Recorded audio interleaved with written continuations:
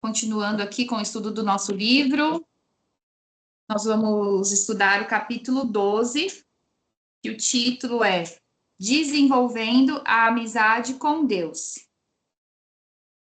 Aí ele começa com um versículo de Provérbios 3:32. Ele oferece a sua amizade ao justo. E outro versículo de Tiago, capítulo 4, versículo 8, desculpa. Aproximem-se de Deus e ele se aproximará de vocês.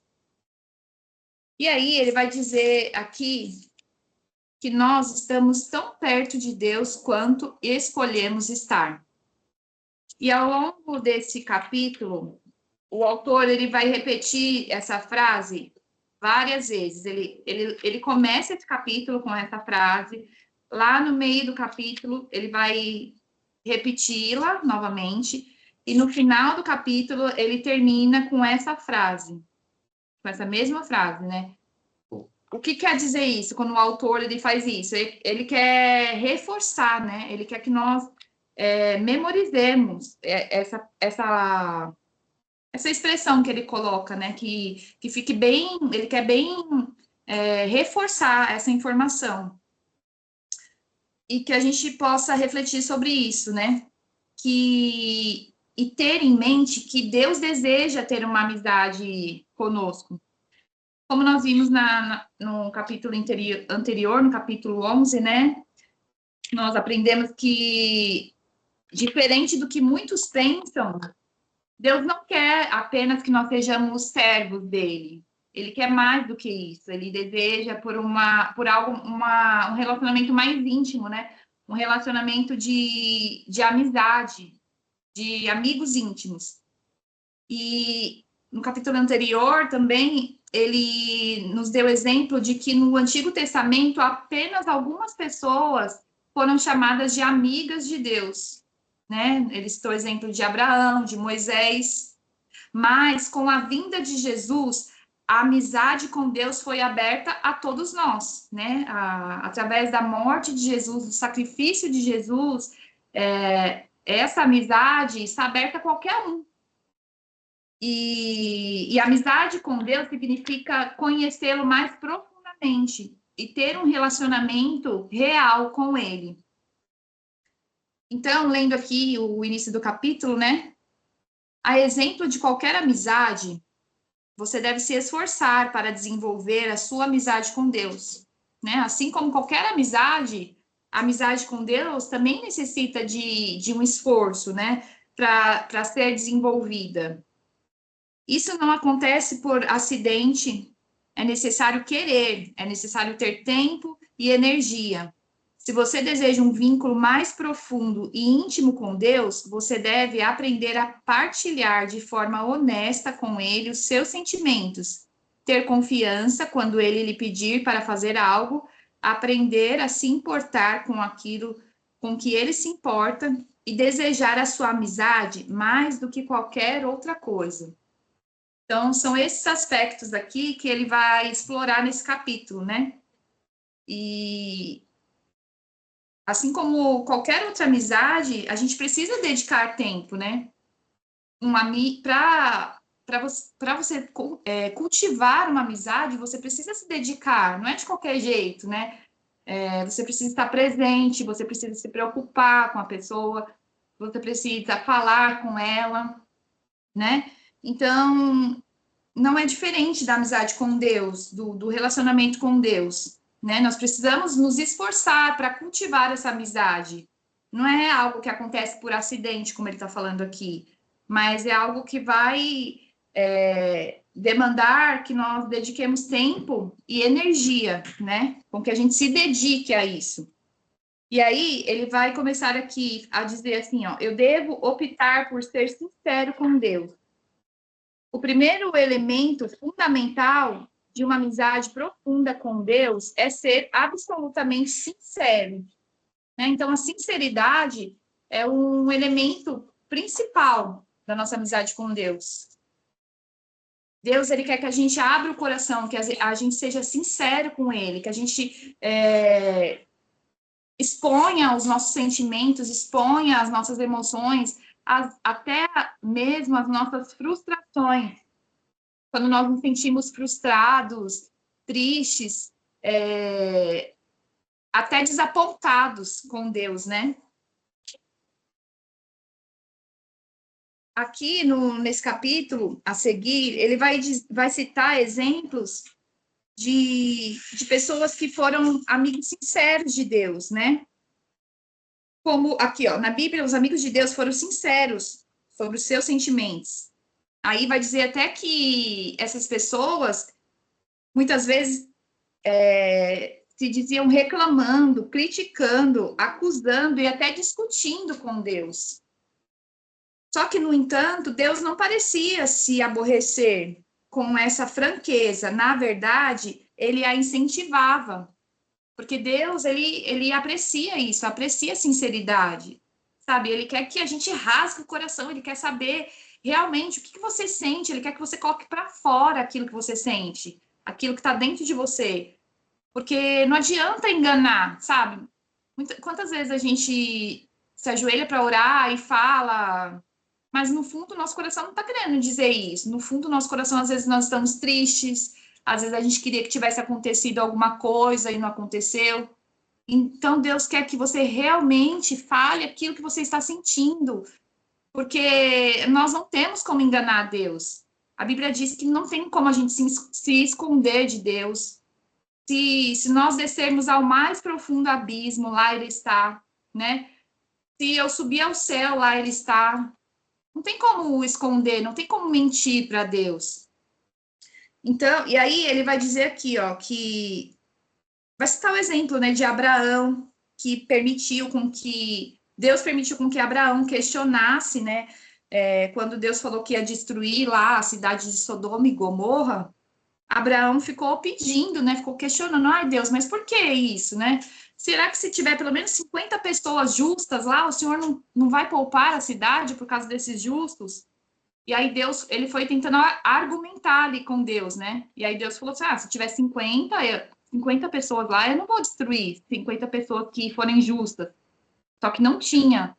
E aí Abraão falou, e se forem 40? E aí foi descer, diminuindo, né? E se forem 30? E se forem 20? E se forem 10? E aí, resumindo a história, não tinha nem 10 pessoas justas. As únicas pessoas que Deus permitiu com que se salvassem foi Ló, que era o sobrinho de Abraão, e suas filhas e sua esposa, né? E aí também, aqui no livro vai citar o exemplo de Davi, né? Que quantas vezes ele orou, né? Pedindo, falando para Deus, quando os inimigos dele perseguiam ele, às vezes que ele foi vítima de injustiça, vítima de traição, de abandono. E lá no livro de Salmos, né, é um livro que exemplifica isso, a sinceridade lá dos salmistas, né? Davi e os outros salmistas que escreveram salmos, se nós formos ler ali, tem muito sentimento, tem salmos ali que você vê que o salmista está pedindo vingança, sabe? Porque ele se sente injustiçado e ele pede para que Deus vingue. E às vezes a gente pode até ler e falar assim: nossa, mas está escrito isso na Bíblia? A pessoa que escreveu isso aqui tá pedindo que Deus mate seus inimigos. É certo isso? Mas que a gente possa olhar isso como um desabafo, sabe, do coração, não como condenando aquela pessoa por ter desejado isso, que nem o autor do nosso devocional, né, que falou que desejou a morte do pai dele, que a gente possa olhar como um desabafo de uma alma cansada, de uma alma ferida, de uma alma que já não sabe mais o que fazer. E Deus gosta disso, Deus gosta de saber que nós somos dependentes dele, que nós precisamos dele, que ele é nosso socorro, que ele é o nosso auxílio. E também, outro exemplo que o autor dá aqui no livro é o de Jó, né? Que Jó, quando passou pelas perdas que ele teve, perda dos filhos, de todos os filhos, perda de todos os bens, e até da saúde, que ele ficou com uma doença gravíssima, né? E quantas vezes ele desabafava para Deus, ele falava da amargura que ele estava passando durante toda aquela prova. E no final, Deus ainda defendeu ele, por ele ser sincero, e repreendeu os seus amigos por eles serem falsos. Então, que a gente possa ter isso em mente, né? Que Deus quer nos ouvir com sinceridade, que ele ama a sinceridade e aborrece a falsidade. E aí, aqui no meu livro, eu estou na página 83. Aí fala assim, ó, Deus pode lidar com esse tipo de fraqueza. Talvez no livro de vocês, se for uma versão mais nova do que a minha, seja diferente a página, tá? Mas é só para vocês se localizarem, mais ou menos. Deus pode lidar com esse tipo de fraqueza a toda prova da parte de você, sem dúvida. A verdadeira amizade é edificada sobre a transparência. O que poderia parecer audácia, Deus vê como autenticidade, né? O que muitas vezes, quando a gente lê na Bíblia ali, a gente acha, nossa, mas como que ele teve coragem de falar isso com Deus, né? Deus vê isso como uma pessoa autêntica, uma pessoa que não está escondendo o que ela está sentindo, até mesmo porque não adianta esconder de Deus o que está no nosso coração, porque ele sabe, ele quer que a gente coloque para fora. Até porque isso é terapêutico, né? Quando a gente coloca para fora aquilo que está aqui dentro, porque vocês sabem, né, que o sentimento que fica aqui guardado, que a gente vai, sabe, aquelas mágoas que a gente não coloca para fora, às vezes a raiva, às vezes aquilo que a gente engole, porque a gente não quer discutir, não quer, às vezes não quer brigar, isso faz mal, porque é uma emoção que você tá contendo ali dentro de você. E isso gera sentimentos tóxicos e adoece o corpo, adoece a alma e o corpo também, né? Então, quando a gente fala com Deus, quando a gente também coloca para fora, isso também nos cura, isso também serve de remédio para a alma, desabafar com Deus, falar com Deus. E aí que fala aqui que é provável que nós, né, você, eu, que nós precisamos uma raiva e algum ressentimento escondido em relação a Deus, em certas áreas da nossa vida. Sabe aquelas áreas na qual você se sentiu enganada, decepcionada? Você pode falar com Deus, falar, Senhor, poxa, aconteceu isso e isso, sabe? Eu fui enganada, eu não esperava isso.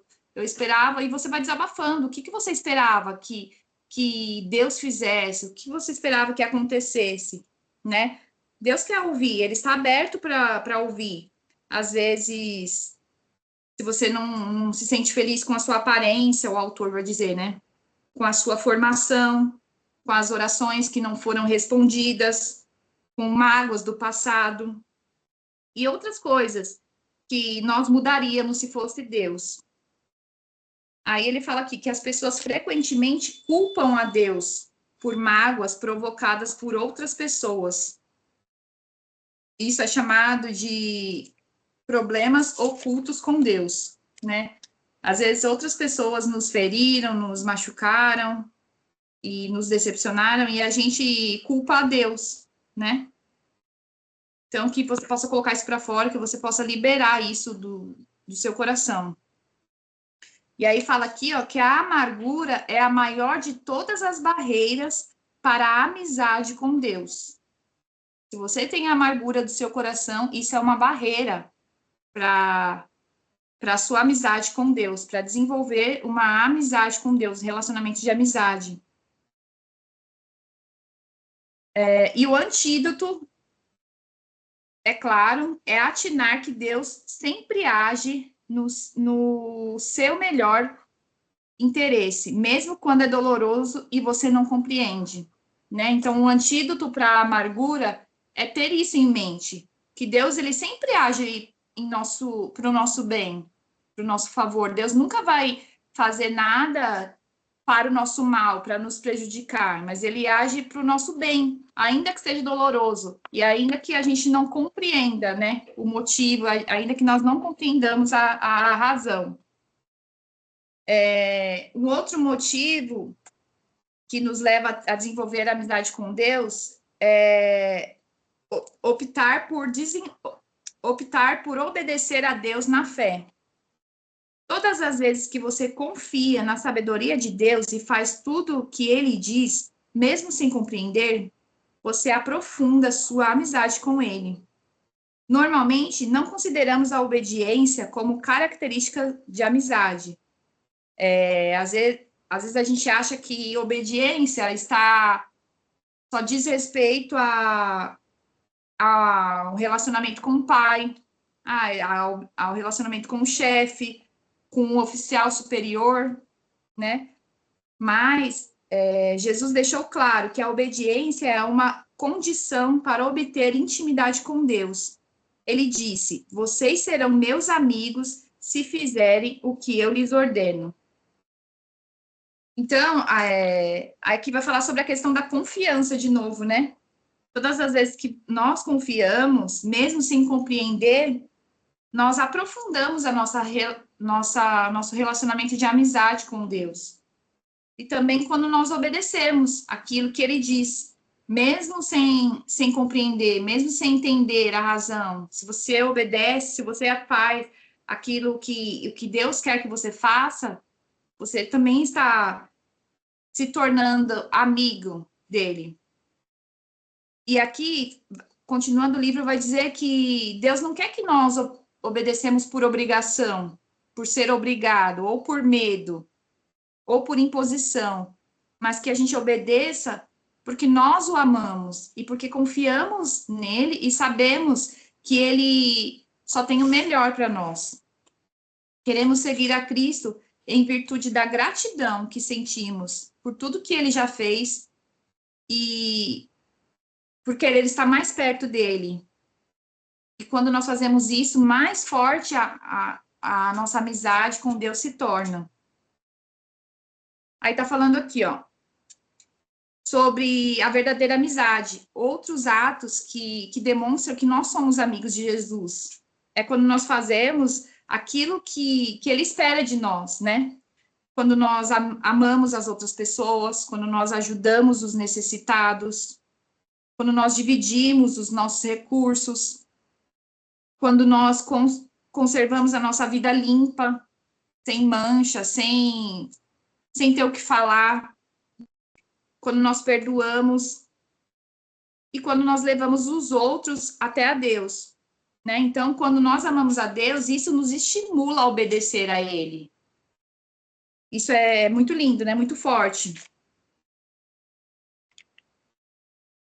A obediência não deve ser vista como uma carga pesada, mas como uma demonstração de amor. Aí aqui está falando assim, ó, grandes oportunidades podem acontecer uma única vez durante toda a vida, mas pequenas oportunidades nos cercam todos os dias. E aí está dizendo aqui que simples atos, como dizer a verdade, como ser gentil, como animar o outro, sabe quando você vê uma pessoa desanimada e você vai lá e fala, não, fica assim, levanta a cabeça, Deus é com você, sabe? Vai, não fica assim, isso vai mudar. Quando nós animamos os outros, quando nós fazemos todas essas coisas que são simples, que acontecem no nosso dia a dia, isso agrada a Deus, isso traz um sorriso à face de Deus, né? Como ele diz aqui. Não é só por grandes coisas, grandes feitos, são pelas coisas simples, sabe? Quando você ajuda aquele que precisa, quando de repente você vê uma pessoa, eu acho que a sociedade hoje está tão fria, né? Está tão difícil que quando às vezes uma pessoa oferece ajuda, às vezes a gente até age com medo, né? Com receio. Ai, será que ele não está não tá querendo me prejudicar? Não é um golpe, né? Porque tá tão difícil a gente ver isso, ver pessoas boas, ver boas atitudes, e a gente até estranha. E que a gente possa ser assim, né? Que nós possamos ser a exceção, que nós possamos. Não sei se vocês já assistiram, mas para quem não assistiu, fica a dica aqui de um filme muito bom. Se não me falha a memória, o nome é Em Seus Passos, O que Faria Jesus? E vai contar uma história mais ou menos assim, né? Muitas vezes nós passamos por situações que a gente não sabe o que fazer. E aí a pergunta que a gente tem que ter na mente é essa: e se fosse Jesus, o que ele faria? né? Quando você vê uma pessoa, às vezes, na rua, caída lá, passando mal, quantas vezes a gente passa até por cima e às vezes não se dá o trabalho de saber se está tudo bem, se a pessoa está passando mal, se a pessoa precisa de ajuda, né? Então, que a gente possa desenvolver esse tipo de atitude que agrada ao coração de Deus. Continuando aqui. Devo optar por valorizar o que Deus valoriza, né? Esse tipo de atitude é o que Deus valoriza. É isso que os amigos fazem. Importam-se com o que é importante para outra pessoa. Quanto mais você se torna amigo de Deus, mais se importa com as coisas que ele se importa. Sofre com as coisas porque ele sofre e se alegra com as coisas que lhe dão prazer. Então, é mais ou menos isso que eu acabei de falar, né? Fazer o que agrada a Deus, se importar com aquilo que ele se importa, se importar com pessoas menos favorecidas, com pessoas necessitadas, com pessoas que você sabe que precisa de ajuda. Às vezes não precisa ser grande coisa, às vezes sabe, ajudar com um alimento, ajudar com algo que às vezes não vai fazer falta para você, né? E isso agrada o coração de Deus. Repartir, dividir, né? Aquilo que a gente pode. Mais do que qualquer outra coisa, devo desejar ser amigo de Deus. E aí ele vai citar aqui que o livro de Salmos está cheio de exemplos do desejo de Davi, né? E a Bíblia fala que foi o homem segundo o coração de Deus. Tá? E a Bíblia fala, dá vários exemplos, né, ali nos Salmos, de como Davi, ele ansiava pela presença de Deus, ansiava por ser amigo de Deus, né? E aí tem expressões de Davi falando que eu anelo, eu anseio, eu tenho sede, eu tenho fome, né? Tudo isso demonstrava o quanto ele queria ter um relacionamento de Deus, o quanto ele queria estar perto de Deus, quanto ele precisava de Deus na vida dele, da presença de Deus na vida dele. E já dá o exemplo aqui também de Jacó, né? Que a Bíblia vai dizer que as bênçãos de Deus eram muito importantes para ele, né? Enquanto o irmão dele desprezou a bênção de Deus, ele aproveitou e ele queria ser abençoado por Deus, tanto que a Bíblia diz que ele lutou com um anjo e um anjo apareceu para ele e ele falou que não ia largar o anjo enquanto ele não recebesse a bênção, né? Então isso demonstrou o quê? Tem como vencer a Deus? Não tem. Só que Deus queria ver até onde ele queria mesmo ser abençoado, até onde. Será que ele não ia desistir assim tão fácil? E aí diz que Jacó lutou a noite inteira. Enquanto ele não recebeu a benção dele, ele não desistiu. Então, esse tipo de atitude são atitudes que chamam a atenção de Deus, né? Atitudes que demonstram o quanto você precisa dele, quanto você quer a benção dele, quanto você quer estar perto dele. E aí o autor vai dizer aqui, ó, de novo, aquela mesma frase do início: a verdade é, você está tão perto de Deus quanto escolhe estar. Será que nós estamos perto de Deus? Quão perto você está de Deus? Qual que é a distância que você está de Deus? Essa distância é a que você tem escolhido estar, é que eu tenho escolhido estar. Será que você está perto ou está longe? Será que a sua amizade é íntima ou é uma amizade que é só de vez em quando? Você vai lá, você fala, oi, tudo bem? Só isso e tá bom. A amizade íntima com Deus é uma escolha. E você deve buscá-la com intensidade, com intenção, ser intencional, né? Você realmente a quer? Você quer mais do que qualquer outra coisa? Qual que é a importância dessa amizade para você?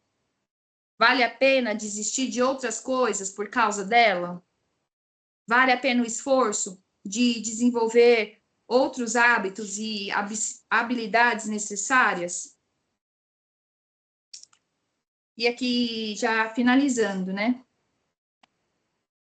Lá antes da parte lá, pensando sobre o meu propósito, fala assim, seu relacionamento mais importante. Não há nada, absolutamente nada mais importante do que desenvolver uma amizade com Deus. Esse é o relacionamento que durará para sempre. Paulo disse a Timóteo: algumas dessas pessoas perderam a coisa mais importante da vida. Elas não conhecem a Deus. Você perdeu a coisa mais importante da vida? Você pode fazer algo a respeito disso a partir de agora. Lembre-se, a escolha é sua. Você está tão perto de Deus quanto escolheu estar.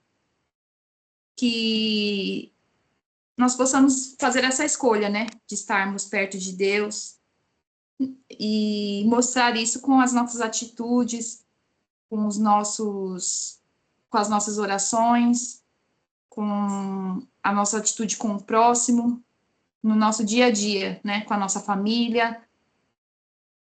Que a gente possa ter sempre esse pensamento, né? Se Jesus estivesse no meu lugar, o que será que ele faria? Que nós possamos aprender a gostar do que Deus gosta e nos afastar daquilo do que desagrada a ele. E naquele quadradinho lá que fala pensando sobre o meu propósito, o tema para a reflexão é: estou tão perto de Deus quanto escolhi estar. Um versículo para memorizar: aproximem-se de Deus e ele se aproximará de vocês. E uma pergunta para nós meditarmos, para a gente ficar meditando, né? Quais escolhas práticas eu farei hoje para me aproximar mais de Deus? Que a gente possa, cada um, refletir sobre sua vida, sobre suas escolhas, sobre suas atitudes, se necessário mudar, que nós venhamos mudar, né? E nos aproximarmos mais de Deus, porque Ele está aberto a isso, Ele quer isso, Ele anseia por isso, mas depende de nós, mais de nós do que dele, né? A parte dele já está feita, agora está com a gente. Cada um sabe o que precisa fazer, cada um sabe o que precisa melhorar, tá bom? Então, finalizamos mais um capítulo hoje, né? Capítulo 12. E aí, vocês gostaram? Estão gostando?